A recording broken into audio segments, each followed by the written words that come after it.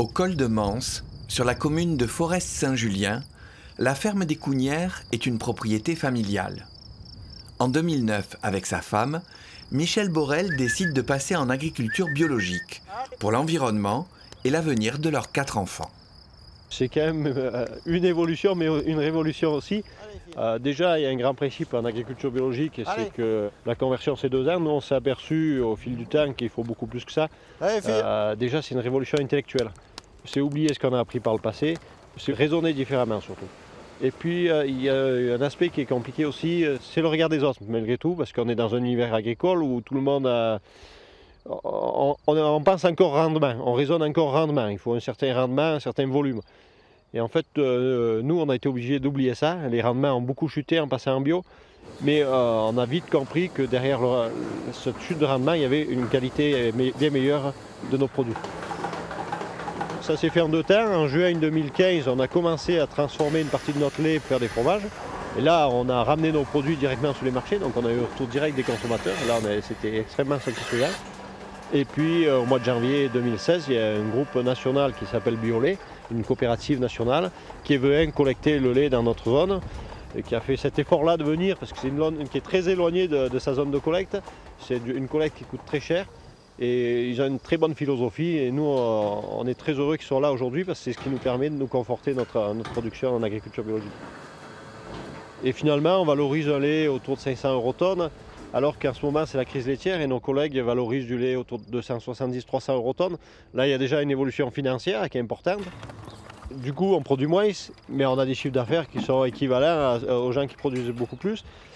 Et comme on est autonome en fourrage, on fait pâturer l'ensemble de nos parcelles, on n'achète pas de céréales, on n'achète pas d'aliments, on n'a pas de frais, en fait, on n'a pas d'engrais, pas d'intrants.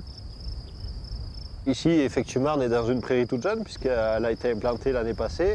C'est un mélange de variétés suisses, c'est une mise au point d'une technique d'interaction entre les plantes. On retrouve beaucoup de graminées, de légumineuses, de la luzerne, on a un peu de sainfoin ici, des dactyles, de la fétuque, du trèfle. C'est un mélange d'espèces et de variétés. On a certaines qui sont riches en sucre, d'autres riches en azote. La qualité du fourrage fera la richesse du lait et la santé de la vache, tout simplement parce que les vaches, elles n'ont pas d'autres produits, on ne leur donne pas de compléments alimentaires, elles n'ont pas de minéraux, elles n'ont rien d'autre.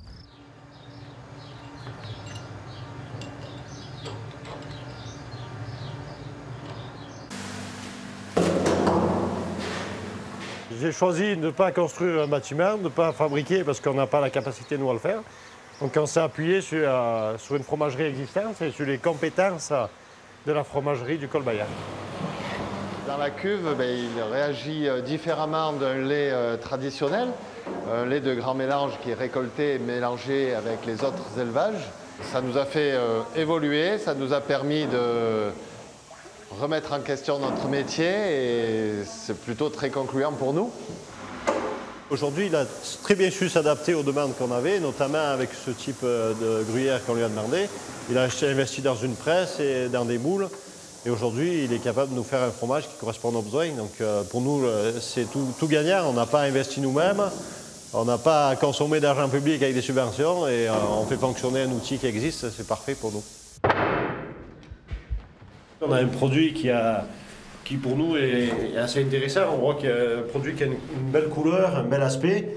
Et le montrer au consommateur et puis entendre le retour du consommateur, pour nous, c'est gratifiant. En tous les cas, on croit à la force de l'exemple. Donc c'est pour ça qu'on ouvre régulièrement notre ferme. On dit ce qu'on fait, nos chiffres ils sont assez transparents. On est dans un réseau de référence qui montre nos chiffres.